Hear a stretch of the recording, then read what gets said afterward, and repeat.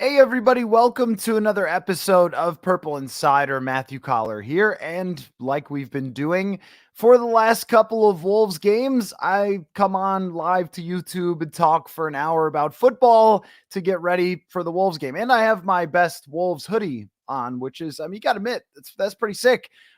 It's one of my favorites if you've seen me wear it on the channel before.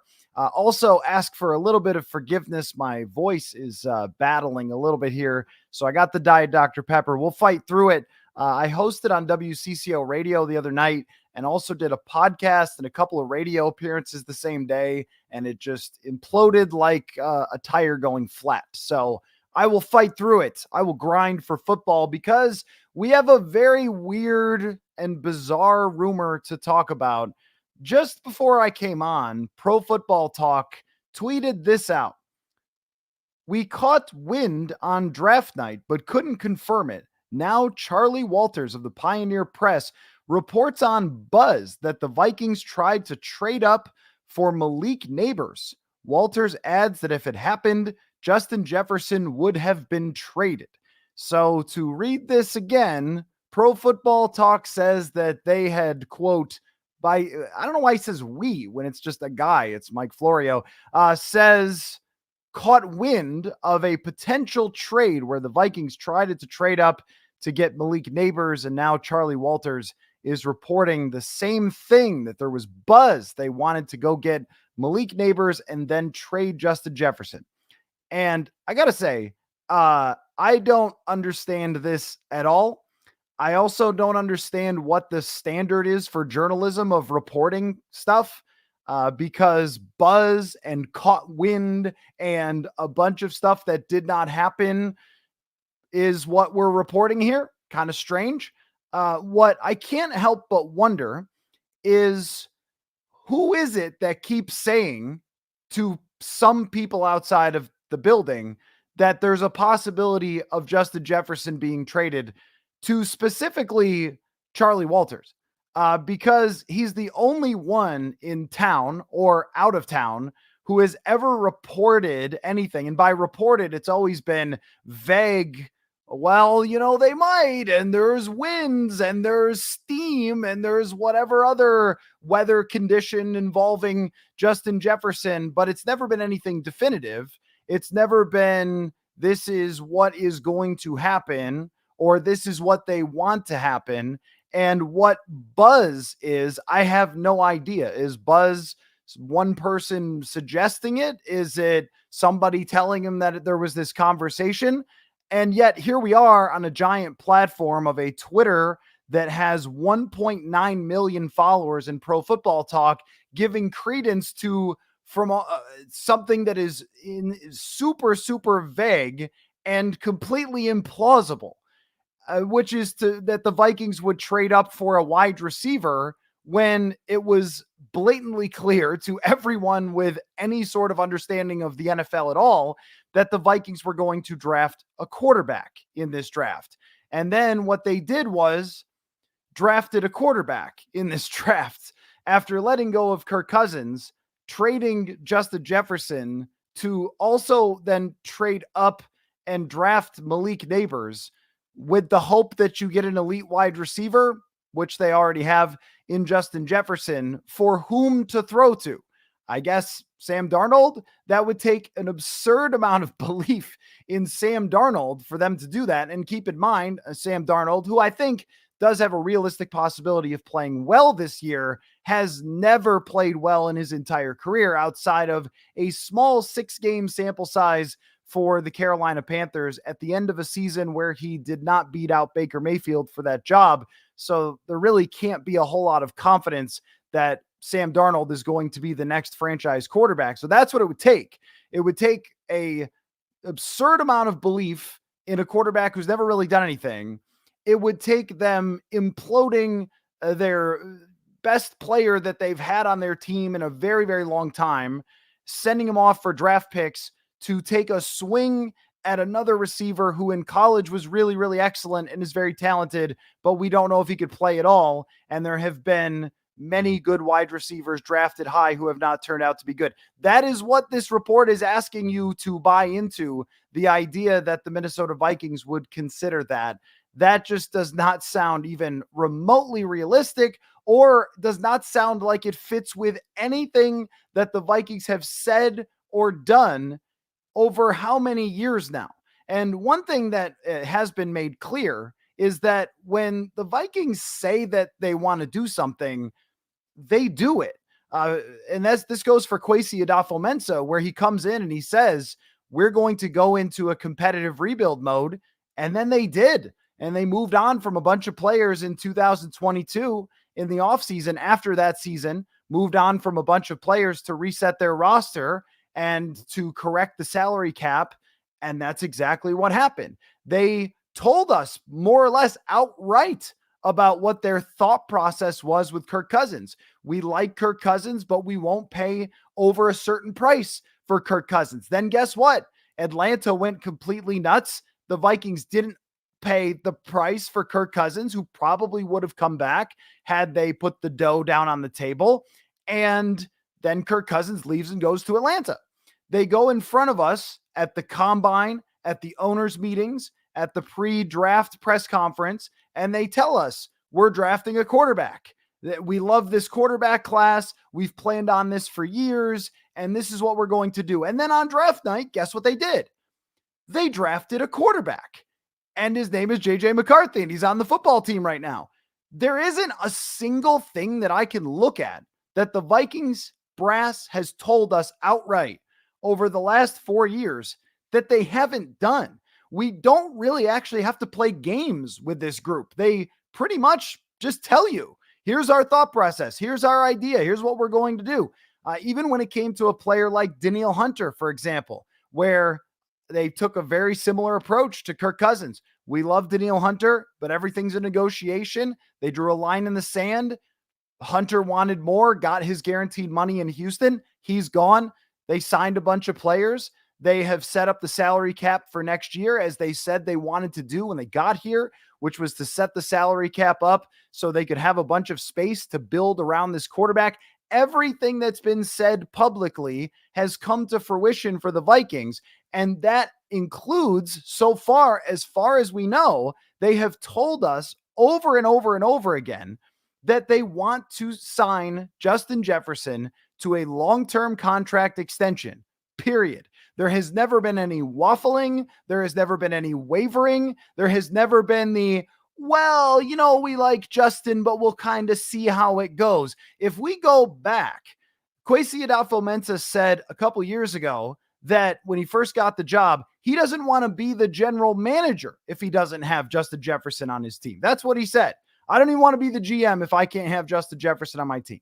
And then we go to last year, where they negotiated with Justin Jefferson a year earlier than you usually ever do with a first-round wide receiver. Normally, the only players who get contract extension talks the year before they are going into the final year of their contract, so 2 years before, are quarterbacks. And that was when Jared Goff signed his extension, and we've seen numerous other extensions from quarterbacks get signed as soon as they were eligible to do that. Those are the only players who enter negotiations. In fact, look at TJ Hawkinson, a star player whose team decided not to extend him, and then he goes into negotiations with the Vikings after getting traded here, and they do it the year before he's going to be a free agent. That's how it normally works, even when the guy is a star player. So the Vikings negotiating with him last year, trying to get a deal done, it was obvious this is what we want to do. Mark Wilf walked out in front of us and said, I will be involved in this negotiation. We want this to happen. Jefferson's going to be a long-term part of our franchise. And then as recently as right after the NFL draft, Kwesi Adofo-Mensah says to us, yep, we're working on it. We're talking with their side. And what we want is to be able to make sure that when we sign this extension for Justin Jefferson, he can have a whole week to himself, like he gets a whole week for his birthday. That was the way that Kwesi Adofo-Mensah talked about this, which then I had heard a little bit, if you want to call it buzz, that's the best way I could put it, just that it seems like things were rolling in the right direction. And we even see Justin Jefferson at the Timberwolves game the other night as well. So obviously he was in town. And my expectation has been to keep the alerts on my phone just in case Adam Schefter suddenly reports from obviously Jefferson's agent or whatever that they have come to a contract agreement. Wouldn't be surprised if it's this week, wouldn't be surprised if it's next week. And there's also a possibility that it goes deeper into the summer, as often giant negotiations do for these huge contracts with superstar players. There is not a shred of evidence that the Vikings have wanted to or tried to or attempted to move Justin Jefferson.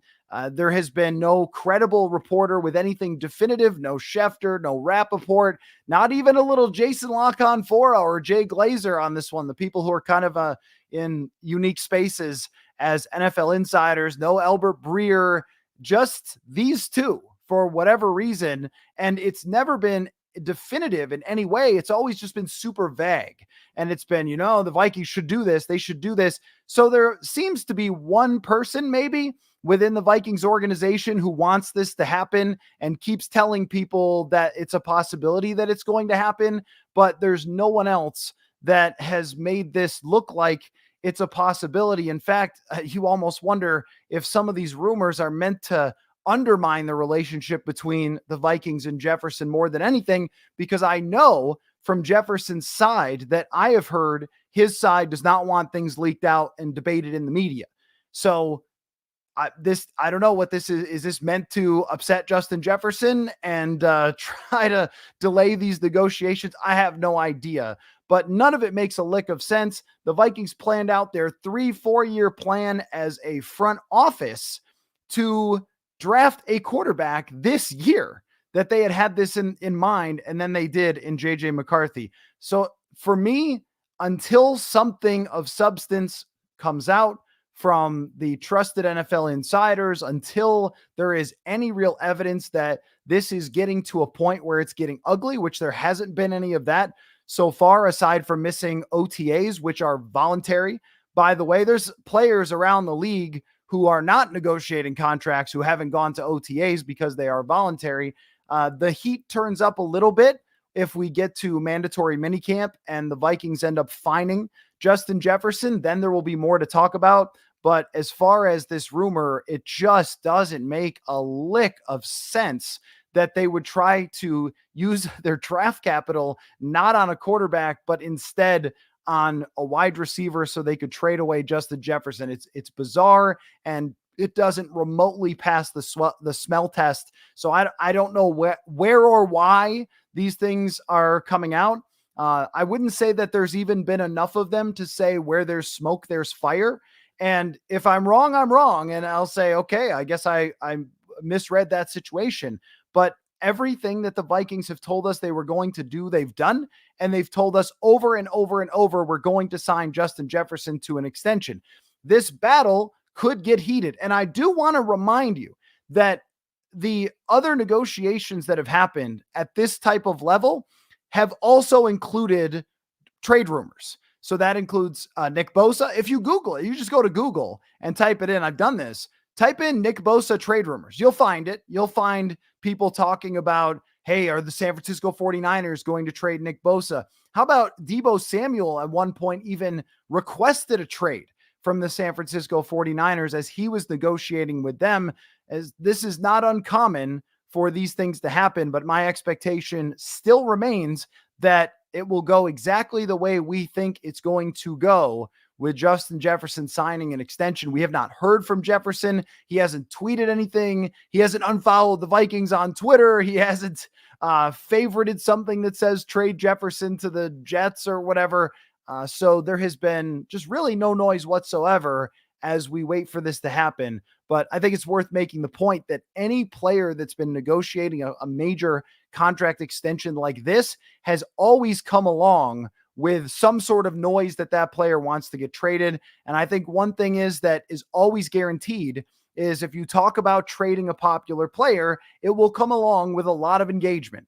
A lot of people will react. A lot of people will respond. A lot of people will click every single time if you say a player is getting traded.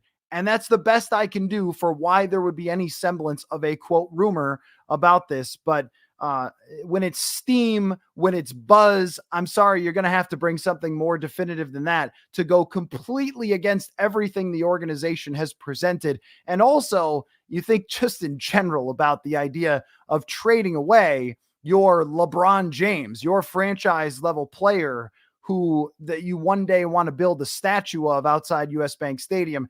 That doesn't seem very plausible. And I know that there's going to always be the people who say, hey, it's going to be very expensive and you should trade him. I just implore you to do a few things. One of them is to look at other expensive contracts and how they're structured. And normally it's several years into the deal before it takes off big time. And the big difference between a Justin Jefferson deal and Kirk Cousins is that Cousins was already a veteran player and he signed short-term deals that were so fully guaranteed that they didn't have any wiggle room with the salary cap outside of adding those void years to it.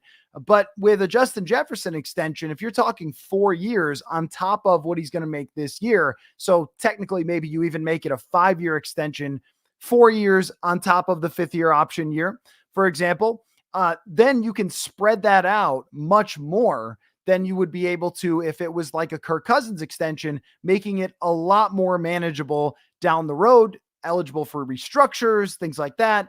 And you're also not paying a quarterback. And you might say, well, $35 million, he's approaching quarterback money. Sort of, but a quarterback now is making $50 million.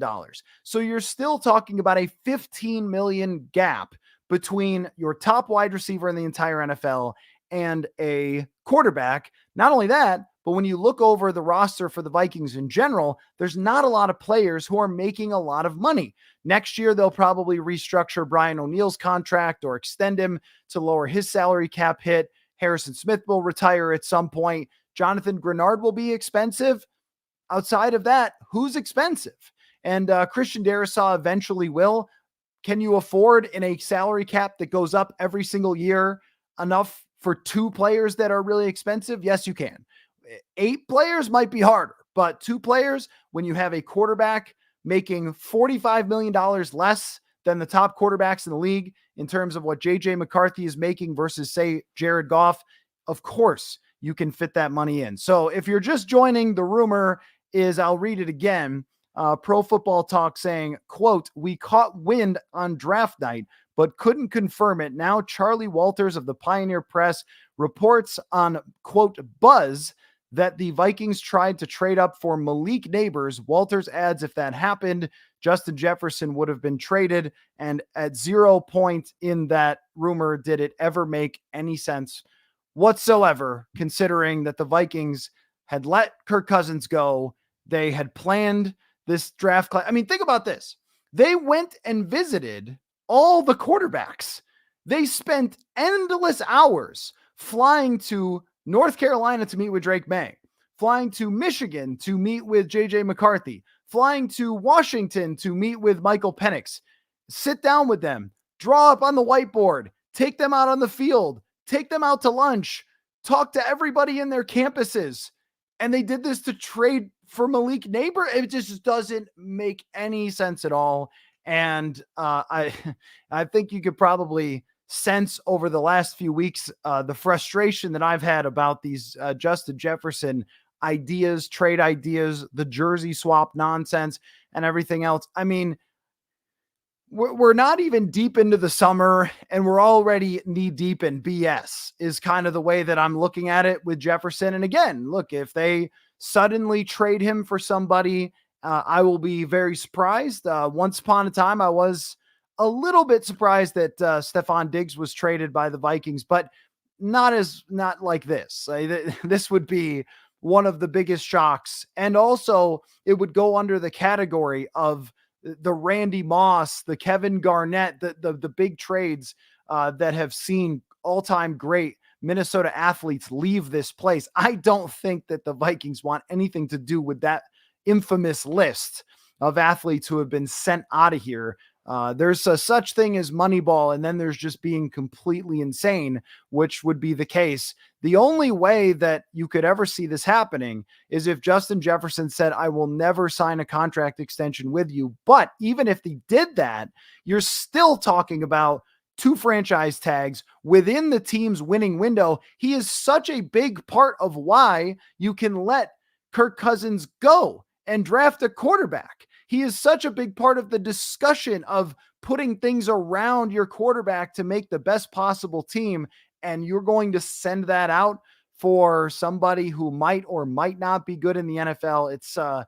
It's a wild time, folks. It is a wild time. And I just have to go back to the same place that we've been for a really long time since the negotiations started, which is just to say that my expectation is still that they get this done. I just don't know when. Could come tomorrow, could come weeks from now, could come next year. I don't know. But I'm still expecting, I don't expect it to come next year. It just at some point during training camp, right before the season. Nick Bosa took it up to just days before the season. And that's the best I can do because there's nothing pointing to this buzz or steam or whatever word you want to use having a whole heck of a lot of merit. If there's other evidence, look, with Stefon Diggs, here's the difference. He told us. With Stefon Diggs, he came out and said, I'm unhappy. The only thing Justin Jefferson has said publicly is, I want all the money because I deserve it, which of course we all agree with, and he's going to get all the money. So there you go. A completely wackadoodle rumor that, again, if something ever comes of it, then I'll just shrug my shoulders and tell you, I guess I misread that one, but it feels much more like there is someone involved in this that wants this not to happen with an extension with Justin Jefferson and keeps leaking information. But the amount of BS that goes on in the NFL when it comes to this stuff is, I guess, why, certain Twitter accounts can have 2 million followers, because it always keeps everybody involved. So there you go. That's certainly one way to get a lot of clicks for your article, for sure, is to throw in there something with no actual evidence and just buzz or steam. So hopefully it worked. Let's get to your comments here. Any other questions and comments that you have, I'm interested in. I'm not going to do the we should trade Jefferson debate because it's, in my mind, senseless. I don't see any reason to ever talk about it because it's not a good idea. After drafting a young quarterback, it's a much better idea to have a great wide receiver that can make your young quarterback turn out to be great. There's also, when it comes to Jefferson, there's nothing that I can even look to that says, oh yeah, remember that time he said this, remember that time he said that, or, hey, he's been acting this way and the team doesn't like that, or whatever. I mean, this guy last year, amidst negotiations, came to training camp and annihilated everyone.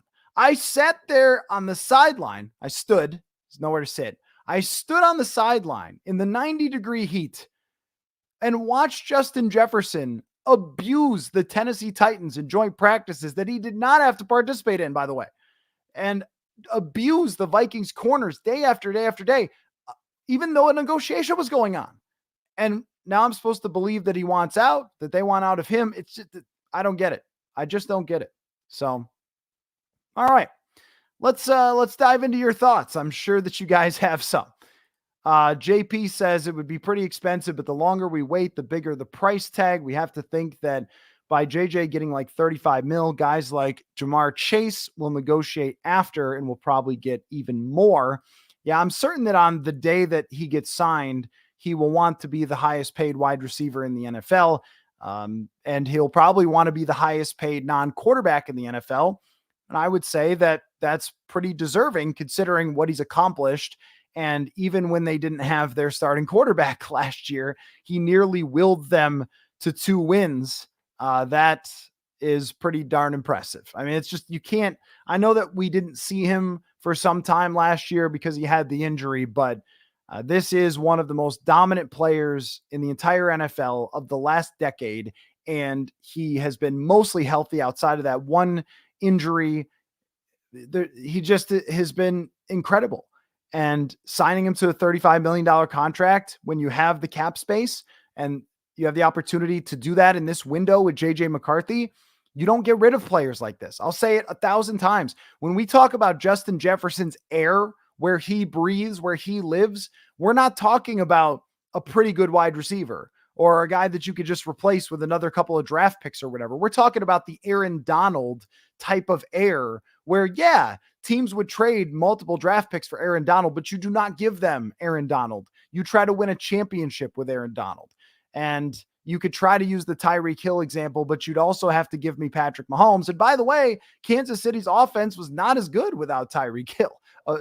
I know that they found a way to win because they have the greatest quarterback, but they were not as good in the regular season and struggled. There's a significant drop off from Mahomes playing at an MVP level to when he didn't have Tyreek Hill. And then you do the other side of that, though. Is your quarterback more likely to be like Tua or like Mahomes? Probably like Tua, right?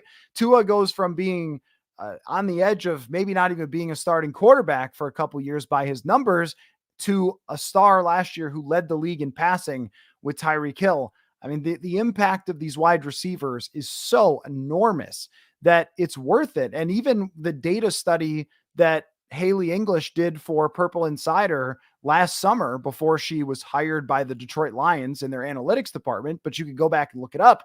And she found that he is worth as much as an average quarterback, which is crazy to think about when you talk about the wins above replacement and the formula that PFF had that she had privy to because she was interning for them, and found that he was worth that much. I mean, think about like a wide receiver being as much as almost a quarterback is crazy to me.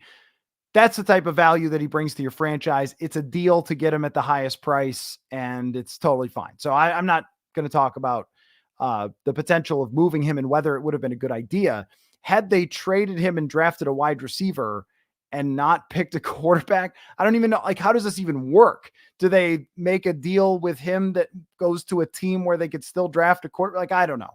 It sounds like one thing that I do know is that a lot of phone calls happen when it comes to the NFL draft. And some of those phone calls, I guess, make their way out into the public. And that's about the best I could possibly do. Jason says, I'm ready for it to be over. Sign him or trade him. I don't care anymore. I think you do, Jason. I think you do.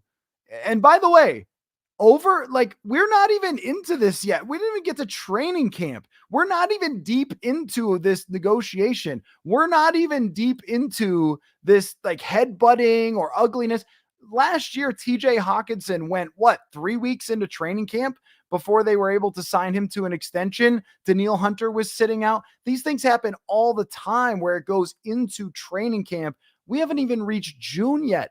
This isn't ugly. This is just annoying to hear about rumors like this, I'm sure, for you. But as far as don't care anymore, I think once you watch him get wide open and catch touchdowns from JJ McCarthy again, you're going to say, you know what? Actually, I am happy he's a Minnesota Viking instead. Mark says they should just get his contract over with. What do the Vikings hate? Great wide receivers.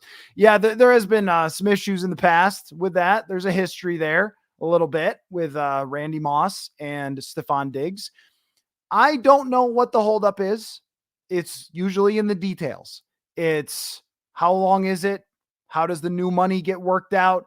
Do they want a completely blown up next year where the Vikings want next year on the books? See, this could be a thing where you talk about an extension. So it's a 4-year extension, but sometimes a 4-year extension is tacked on after the 5th-year option year. And sometimes the 5th-year option year is renegotiated, and that's part of the extension. That could be an element of it. It could be just details of how much guaranteed money there is and all these things. And we're not near a deadline.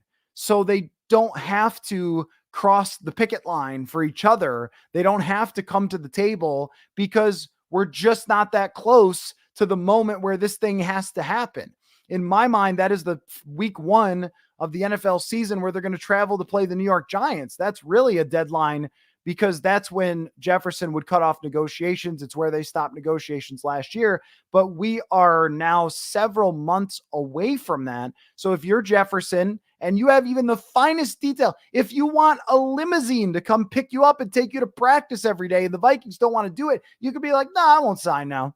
I'll wait because we're not near a deadline. And I think there's never been a truer saying than deadlines make deals. And we're just not that close to it. maybe they view it a little bit as mandatory minicamp. It's $100,000 fine if he doesn't come for 3 days. Trust me, that's not a big deal to Justin Jefferson. He's probably got the Oakley sponsorship paying for that, and will get it back in spades when he gets his contract extension. So even then, we're just not that close to it. But I just do want to remind you that if you Google any player who has undergone negotiations like this in recent years, every one of them comes along with some sort of trade rumor, podcasts and people like PFT talking about should they trade player X, Y, and Z. And sometimes it happens, but a lot of times they just sign that player to an extension. Zoomer Kev says maybe there was a scenario where the Vikings would trade a wide receiver for draft picks, but that wide receiver would be Jordan Addison and not Justin Jefferson. I really don't know. How would they trade for Malik Neighbors and then also draft a quarterback unless they were trading with a team? They were trading Jefferson to a team that was up in the top of the draft and was going to give them a top draft pick so they could draft a quarterback and then get multiple other picks. I mean, that's the only way you can ever make this work. But also, I mean, he has acknowledged, Kwesi adofo-mensah, that there are phone calls that are happening all the time. There was a rumor out there, and it was, I think there was truth to this rumor, that they were talking about trading up last year for quarterbacks with Anthony Richardson, CJ Stroud, Bryce Young, and that never came to fruition either. And when you go through that one, there was no realistic scenario where they could put enough draft capital down in order to trade up for Anthony Richardson, who went 4th overall, but you're making the phone call. So of course you're making the phone call. That is the only way you could ever try to figure out a way to make this work, is if they were trading up for Neighbors, maybe like 11 and 23. And I feel like a little bit sad even going through this, but if there was just any realistic discussion of, all right, you would be trading with, I don't know, would it be like Atlanta or Tennessee? Maybe it's Tennessee. Okay. So you trade up to get Malik Neighbors, maybe with the New York Giants, and you trade 11 and 23 to do that. Then you trade Jefferson to Tennessee and you draft Michael Penix or JJ McCarthy there. And then you get 2 more first-round draft picks back. And I guess somehow that makes sense. But at the same time, everybody just drafted their guy. Like, do you guys remember? I went through this. If you're longtime listeners, you remember. After the draft, I went through on profootballrumors.ca or whatever the hell it is. I went through all the rumors right before the draft and all the trades that people, insiders, said were going to happen, all the players that were supposedly going to get traded, and all the misses that came out. And it just feels like there's no standard whatsoever for putting stuff out there at this point. It doesn't have to come true. It doesn't have to be real. If there's just even one person somewhere saying it should happen, then it's buzz. It's frustrating to me because I really try super hard on the show to give you my perspective. And sometimes I feel like listeners will want, what are you hearing about this or whatever? I'm not going to make it up. I mean, when it comes to this is not anything that I've heard. So I don't know what to say. I guess maybe I would get farther ahead in this world if I did come out with stuff like this. Maybe more people would go sign up for the newsletter at purpleinsider.com. You can, but I'm writing a piece about the kicker for tomorrow. And now, this gets dropped in here. So Williams says, once they decided to move on from Kirk Cousins, that almost guaranteed they were keeping Justin Jefferson.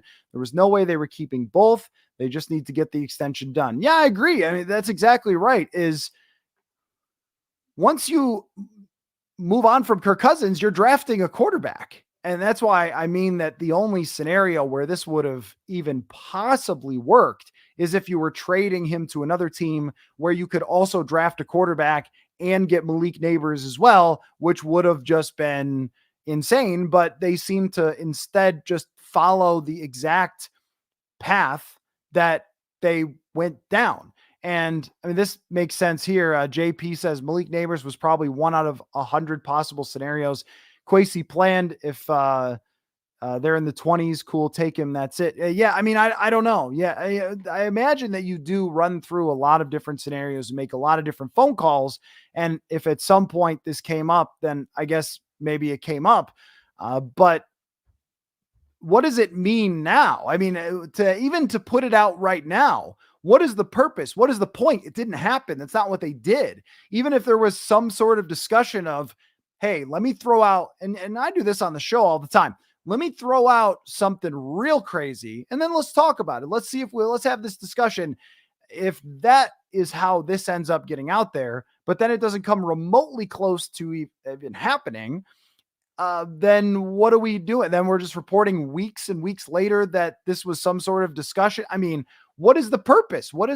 He's not, Malik Neighbors isn't a Viking. Justin Jefferson has been traded, and every indication is that they're going to sign him. So is it just out there to undermine the negotiations? I don't really understand what even the purpose. What is this? Like, what is this supposed to do? Hey, this one time somebody talked about something. Like, okay, I don't know. And that's even giving it the benefit of the doubt that there's even truth to all rumors. Anyway, let's see. Bradley says Sam Darnold or JJ opening day. I would guess Sam Darnold at this point. Just the way that it looks, but we've got an OTA practice on Wednesday. We'll have a podcast from there. Myself and Andrew Kramer will be podcasting from TCO Performance Center after. So we'll give you all the things that happen there, including whether Justin Jefferson shows up. I doubt it if he doesn't have an extension. Dennis says Jefferson wants to win. The Vikings are going nowhere this year. Well, when you sign a 4 to 5 year contract extension, your expectation is that you are staying with the team for 4 to 5 years and trying to win within that window. Now, I'm sure that Justin Jefferson is frustrated by that, but if he was asking to be traded, why would the Vikings just trade him to a winner, right? I mean, asking to be traded doesn't guarantee that you go to any team that's going to be in better shape if you're getting traded to Tennessee or something. And there's been, again, nothing to indicate that he's asked to be traded. And when you look at Harrison Smith coming back, and Harrison Smith says the other day, I think that we're better than people think we are. I don't know about that. They might not be a great team this year, but it's very easy to see where if JJ McCarthy clicks, they can be a good team going forward. And it's not like you drafted some schmo as your quarterback. You drafted a guy who just won the national championship. So I'm not sure that could really weigh into it for Justin Jefferson. And again, even if it did, the Vikings have all the negotiating power here because of the franchise tags. I'm not going to say that it's irrelevant when it comes to whether they can win this year or not, but it's not the entire story. It's really the bigger picture of where the franchise is going to go, I would assume would be part of it for Justin Jefferson, but he does have to be unhappy. It is a massive failing, by the way, by the Vikings organization to come away with 0 playoff wins with Justin Jefferson on his rookie deal. And so now they're going to have to work around this in the future because they made mistakes in the past around him with the roster. Now they are doing it the right way. Doing it the right way should be, I think, a good thing in the negotiations with Justin Jefferson, that they're building their team in a way where they could spend big time next year, but also compete this year. So I think they've got a better argument for him right now than they would have the last couple years for this team being a legit contender. Dystopian Utopia says Justin Jefferson isn't going anywhere. This is one of the biggest contract negotiations he will ever do in his career. Because of that, he's taking his time and getting as much as he can. Well, that's way too reasonable of a take for somebody whose name is Dystopian Utopia. That sounds kind of dark or metal. But instead, you're just being like a reasonable person. But yeah, I mean, that's how I've always viewed this. I've always viewed this as, let's look at all the other negotiations that happened. There are a couple that have resulted in trades over the years. Khalil Mack, and I mean at this age, Khalil Mack. But there was also part of that Khalil Mack trade that had to do with where the Raiders were. And there was a cash issue, if I remember, being reported. I'm not sure about the details of that, but there was something involved with, do the Raiders actually have the money to give him the cash up front with the guaranteed money, the signing bonuses, and so forth? And they, got a massive return for Khalil Mack, but I can't think of too many other examples of this where it's the player who's clearly at the top of his craft and ends up getting traded. So it's just, we don't see it very much. Usually these players stay. Hunter says Jefferson almost beat the Lions by himself last year, put in a top 32 quarterback and they win that game. They probably win both games with a top 32 quarterback. Well, the defense was pretty bad in the second game, so maybe not. Dennis says reality is Jefferson has more in common with Calvin Johnson than Jerry Rice. Dennis, are you the one trying to get him traded? That doesn't make any sense, man, because, well, first, the Lions when Calvin Johnson was playing are not like the Minnesota Vikings organization right now. I don't see that at all. How they function, who's in charge, what they've done with the roster, what they've done even at quarterback here, moving on from a good quarterback, drafting another one to build around. Calvin Johnson played years ago, I think even a different CBA. I mean, what are we talking about here? That's not, and Jerry Rice, who is in Jerry Rice's air. But if you look at Justin Jefferson's start to his career, it is every bit on par with the great receivers. And if we even look at recent performances, okay, I understand that the Chiefs won the Super Bowl with the greatest quarterback alive, but who else has been around the Super Bowl in the last few years? A lot of really great wide receivers. Jamar Chase, AJ Brown has a big contract that didn't seem to hurt the Philadelphia Eagles from going to the Super Bowl. Deebo Samuel has a big contract that didn't seem to hurt the 49ers from going to the Super Bowl. Julio Jones went to a Super Bowl and was a 28-3 lead away from winning that Super Bowl. There's been a lot of great wide receivers to go and have success. I mean, you can absolutely build your team around Justin Jefferson and his contract, specifically if you have a rookie quarterback deal, which they do. Ron says Jefferson trade rumors are on life support and dead on arrival. Yeah, it does. This one does seem sort of desperate, right? This one seems sort of like, I promise there was some rumor. There was some truth to all rumors. I swear. Just, banging that drum. Maybe it's the last breath before he signs the extension. So the people who put this stuff out there can still argue, no, I was right. There was truth to those rumors. That's the best I can do. Let's see. Dave says, I just read T. Higgins might not be back. There's a JJ rumor. LOL, but seriously, the NFL owners are not going to allow wide receivers to start making as much as top quarterbacks, but they're not. I mean, that's the thing is they're not. They're not making as much as top quarterbacks. If Justin Jefferson makes $35 million a year, which they might not want to go quite that high. I think Amon-Ra St. Brown, who's great, was at 28. So if Jefferson is at 33, $5 million more per year, that still puts him $17 million behind where the top quarterbacks are at. The top quarterbacks are $50 million now because in part the salary cap went up. So we've got to readjust. Sort of like I was reading about fast food prices the other day. I used to go to Taco Bell and I could get at Taco Bell a real man's meal for like $8.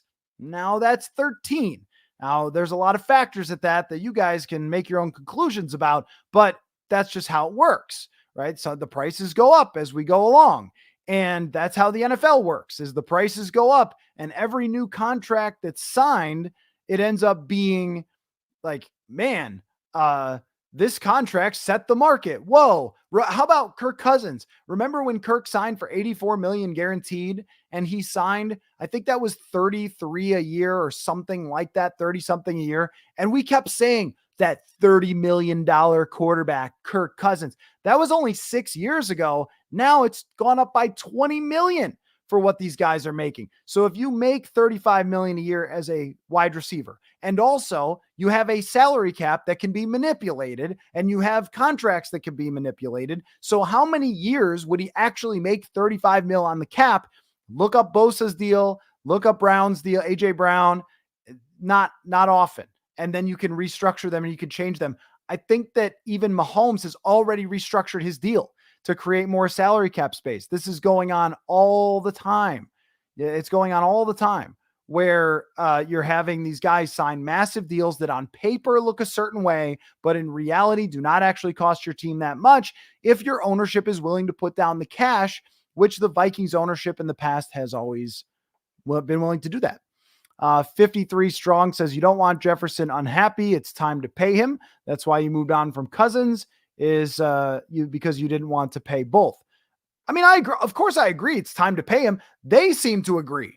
And they keep saying that. Like, yeah, it's time to pay him. We're working on it. We've talked to their side. It's just that because we're not that close to the first week of the season, then that's why it hasn't gotten done yet, as far as I can understand. Otherwise, I think if the deadline was this week, then it would be getting done. If he's putting out, completely absurd numbers that he wants, then the Vikings have to wait and they have to keep negotiating it.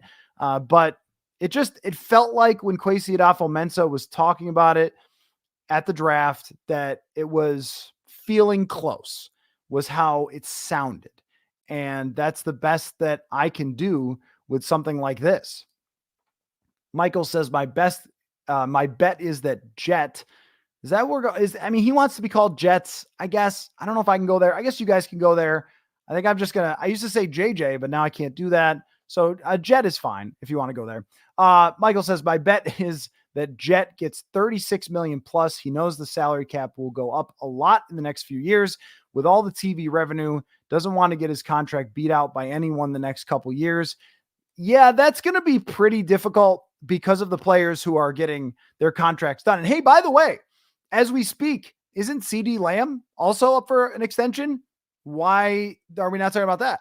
Isn't Jamar Chase up for an extension and none of these guys have signed their deals yet? And they could be waiting on Jefferson, or Jets, if you will. They could be waiting on Jefferson. They could also be negotiating with their teams at the same time and, be discussing that where this is going to land. And St. Brown sets the market, and now these guys are going to top it. They're better than St. Brown.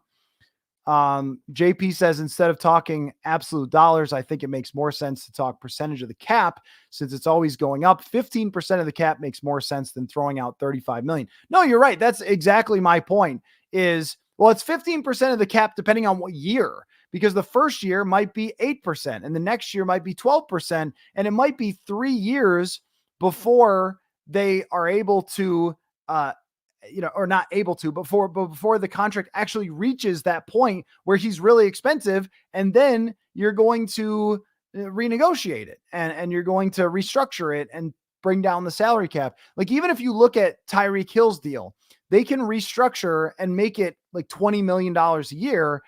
And the Vikings will try to set it up the same way. Dennis says there was no team success. And that was definitely Justin Jefferson's fault. No, actually, all the success that they had to show you how valuable he was, just look at the 2022 season, has been over his career. How many games do they win in the 2022 season if Justin Jefferson is not on the team? Is it 5? I mean, he was such a massive part of the offense. At times, he was the entire offense for that team. And he is the reason that you think that JJ McCarthy can succeed, because he can do the same thing, because he has an ability to raise the entire water level of a team, which you can only say for a handful of players. Tyreek Hill is definitely one of them. And Miami paid him with a rookie quarterback contract and led the league in passing and had a great season last year. Stephon Diggs goes to Buffalo, rookie quarterback contract. Josh Allen wins the division 4 straight times on an expensive deal. He was not cheap when he was there. You can definitely do this, but you've got to do the other parts. I mean, you have to have a quarterback who doesn't check down on 4th and 8. You've got to have a defense that isn't run by Ed Donatel. You've got to have Mike Zimmer not being insane for an entire season. I mean, like, yeah, those things got in the way, but that's what you have in Jefferson is not the reason that all those other things went down. And really, they probably, because of him, when they were throwing to him, they had a good enough offense to beat anybody. It was just everything else. They didn't run the ball well. The offensive line wasn't ideal, as some of you may have noticed over the years. So, but if you have this player and the other pieces, Brian Flores, the defense he's building, the other wide receivers, Jordan Addison, remember Thielen fell off in 2022. If you've got a running game, if you've got an offensive line, Jefferson is raising the level of all of that that could potentially make them a Super Bowl contender. But if nobody could do it alone. But of course, they don't pay him the entire salary cap. They pay him 10% of it. So nobody thinks that he could do it alone. For Fun says if he holds out, it only hurts his own cause. He will play with or without a new contract. Let him sweat it out if his agent wants to play games. Yeah, I mean, at the end of the day, the Vikings control the cards because that's the way the players and owners agreed to a collective bargaining agreement. It's not super fair to players on rookie contracts in general. Is not great for the player. I mean, JJ McCarthy, if he's a top 5 quarterback in the league making $5 million, it's not fair, but that's how they negotiated it. And the way that they negotiate it is you have a 5th-year option and 2 franchise tags to use on any player. They will use them. They know that. Justin Jefferson's side knows that. And usually if a player is really unhappy and is trying to fight the fight, then we'll hear something about it. We'll hear some noise about it that the player is unhappy with the way that negotiations are going. And there isn't a whole lot of indication of that, including Jefferson showing up to the Wolves games with his friends on the team. That doesn't really look like I want nothing to do with Minnesota. Mark says, call me crazy, but I'm 0% worried about this extension getting done. That's not crazy at all. That's not crazy at all. Yes, Preston, it is true. They were 5-0 when he was hurt last year. Actually, that's not true. That's not true. What was their record when he was hurt last year? They won the San Francisco game. They won the Green Bay game. They won against, Atlanta, that crazy game in New Orleans. But they lost against Denver. He wasn't back yet. They scored when he got hurt against the Raiders. They scored 3 points, won that game. I mean, look, we know what he does. We know what he does. We don't have to debate that. I mean, that would be just idiotic to debate how good he is. He's the best wide receiver in the game. And his impact is massive. They were able to survive as an offense at times, but it was short-lived when they did. And when he came back, he made Nick Mullins into a star for a couple games where if he doesn't throw that bad interception at the end, we are talking about that as a legendary performance that may have gotten the Vikings into the playoffs. So, but there's really no conversation about like whether he's great or not. He's absolutely great. It really is just, when is it going to be? What is it going to take? And really, does this thing actually get ugly? Because as dismissive as I'm being of a rumor about something that was a conversation weeks ago on draft night that's just coming out now with the word buzz to it. Sorry if I'm not, posting that on purpleinsider.com right away, but there is a possibility that it could get ugly, and we'll know when that happens. It gets 10% ugly if it's not mandatory minicamp, because then they can fine him if he's not there. And then it could get more and more ugly as we go into training camp. And that's where this is probably a preview of the nonsense that is going to happen if he's not there on the first day of training camp after signing a contract extension. JP says the longer Jets waits, the more he gets paid. So who's taking so much time to get this done? Probably not the Vikings. Yeah, no, I'm sure it's his side that is trying to eke out whatever other details, because again, they don't have to do this right away. So, but what you're talking about, both sides have every reason to try to get as much out of this as they can. The Vikings want to try to, not break the bank completely and explode the market completely.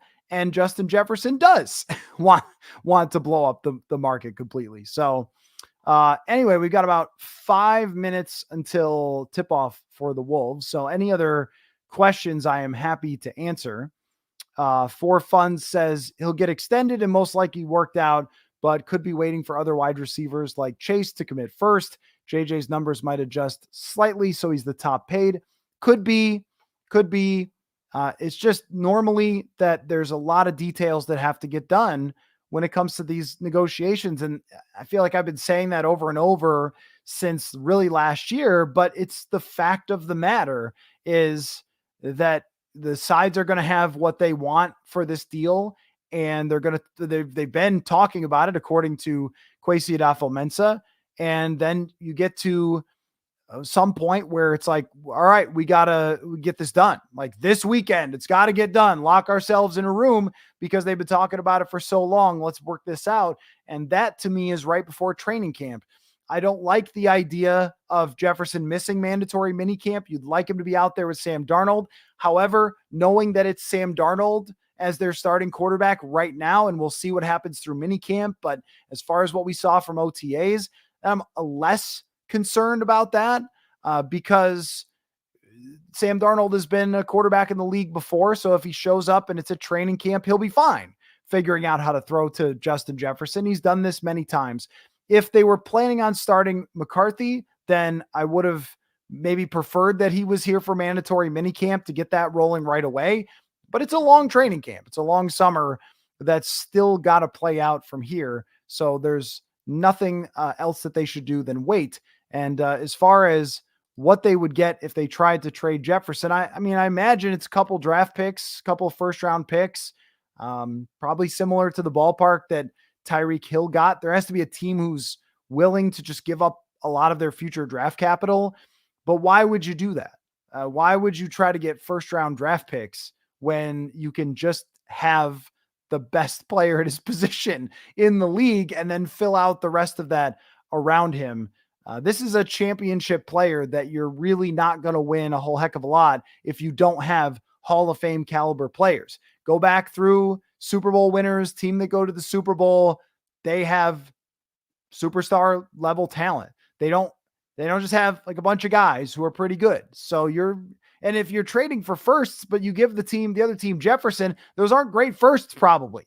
If, when you trade and it turned out to be Justin Jefferson with, the Bills trade and all that, but the Bills became very good after that. So if the Bills had given up, 3 firsts or something for Diggs, then they wouldn't have been very good firsts after that because they got good. If you trade Jefferson to someone, you're not getting great first round draft picks. But it's not worth talking about until we have to. And I really don't feel like right now is the moment that we have to talk about this. So we will see on Wednesday if Justin Jefferson is here. I don't know if he will be or not. I don't know if they'll get an extension done. It would be really nice to wake up on Monday morning, do an emergency podcast talking about Jefferson's deal, and then not have to have this conversation about rumors ever again. And Hunter makes a point to everyone who suggests trading Jefferson. Was it smart of the Vikings to let Randy Moss go? Not so much. So anyway, enjoy the Wolves game. As far as prediction, I don't know. No, you didn't, Caleb. You didn't touch a nerve. It just doesn't make any sense to trade Justin Jefferson. That's all. It just doesn't. There are very few players in the league who you could trade them 1-for-1 for that would carry that type of value. And trading for draft picks, I don't know. Sometimes draft picks work out and sometimes they turn into Mike Hughes if they're late round picks, or Lewis Seen. And if they traded Justin Jefferson for a couple of first round picks and those picks didn't turn out to be great, then you just gave away the best player in the league at his prime who could help you win over the next 5 years for nothing. I don't think that you want to take that risk. Anyway, all right. I have no idea who's going to win. Hopefully it's the Wolves. I want a good series. Thanks everybody for watching/listening, and we'll talk to y'all later. Appreciate it. Football.